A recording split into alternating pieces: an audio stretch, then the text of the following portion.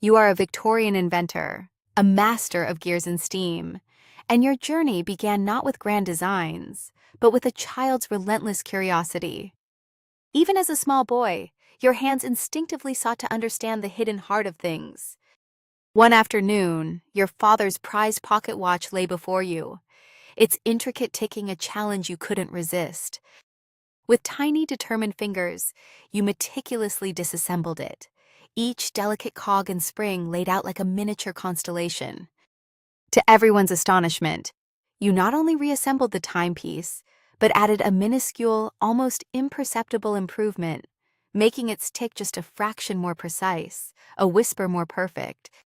Years later, you found yourself amidst the grime and clang of a bustling workshop, an apprentice covered in grease and ambition. The air was thick with the scent of oil and metal, the constant hum of machinery a lullaby to your restless mind.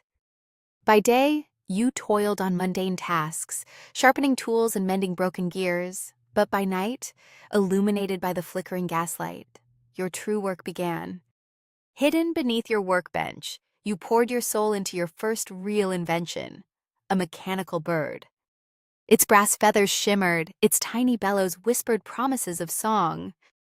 You painstakingly crafted each joint, each lever, until finally, with a gentle winding, it chirped a delicate, haunting melody, a testament to your burgeoning genius. Word of your peculiar talents, of your singing bird and other small wonders, began to spread through the smoky parlors and hushed academic halls. Then, an embossed envelope arrived, sealed with the crest of the Royal Society itself. Inside, a formal invitation, a challenge, to create a device for their prestigious annual competition, an automaton capable of performing a complex task with unprecedented precision.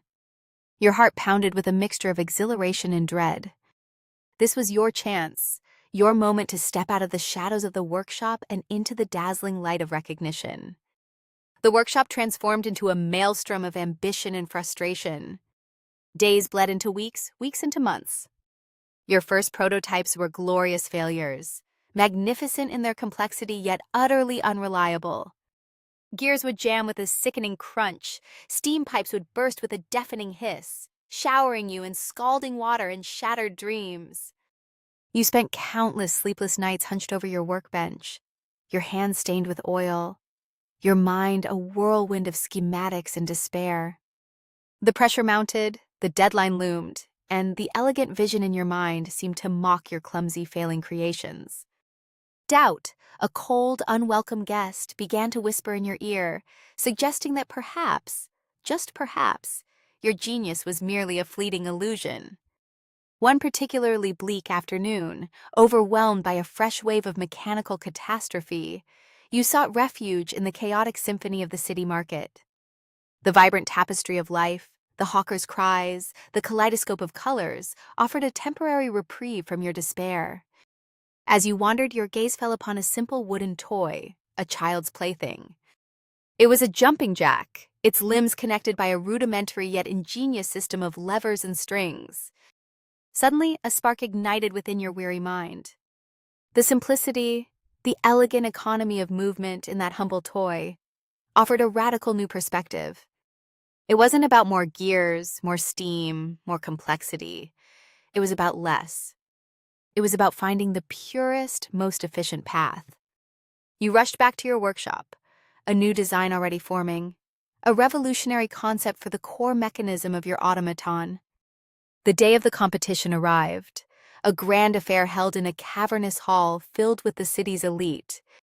Skeptical eyes, renowned engineers, and curious aristocrats filled the tiered seating, their whispers a low hum of anticipation. You stood before your creation, a sleek, gleaming automaton, its brass casing polished to a mirror shine, its internal workings a testament to your renewed vision. With a steady hand, you activated the device. It began its task, a series of intricate movements requiring both strength and delicate precision.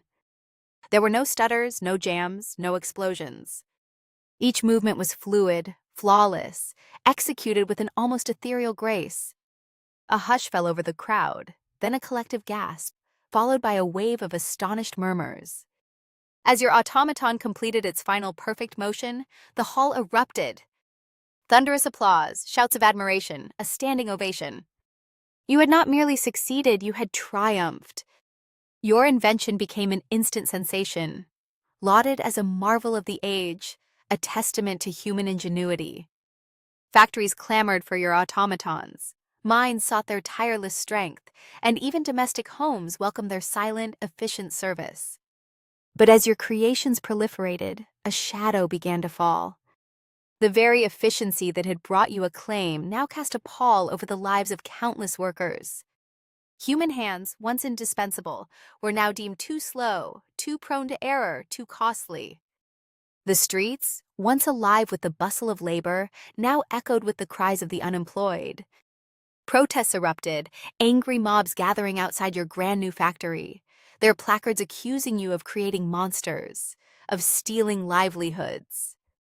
The cheers of triumph had faded, replaced by the bitter resentment of those whose lives your genius had irrevocably altered. You, the celebrated inventor, became an unwitting symbol of a new, unsettling era. Decades passed, the world you helped shape now a blur of steam and progress. You sit now, an old man, in your sprawling, quiet workshop, surrounded by the ghosts of your creations. The automatons stand silent, their brass gleaming dully in the fading light, each a testament to a moment of brilliance, a whisper of a dream. You gaze at the intricate gears, the delicate springs, the powerful pistons. You reflect on the wonders you brought forth, the precision, the tireless efficiency that reshaped an entire civilization. You ponder the complex legacy you leave behind, the marvels, yes, but also the displacement, the unforeseen societal shifts. You close your eyes, the weight of a lifetime of invention heavy on your soul. And then a faint whirring begins, a subtle click. One of the automatons, a grand, majestic figure designed for complex calculations, slowly, almost imperceptibly, turns its head.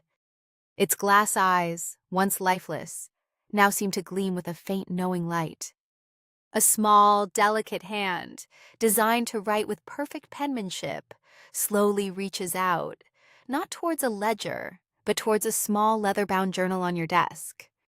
You watch, frozen, as its metallic fingers carefully turn the pages, stopping at a section filled with your own youthful scrawlings, the original plans for your very first mechanical bird. The automaton pauses, then, with an impossible, almost human sigh of steam, its voice, a synthesized whisper, echoes through the silent workshop. Master, it is time. The next phase begins. You realize, with a chilling certainty, that your greatest invention was never truly yours to control.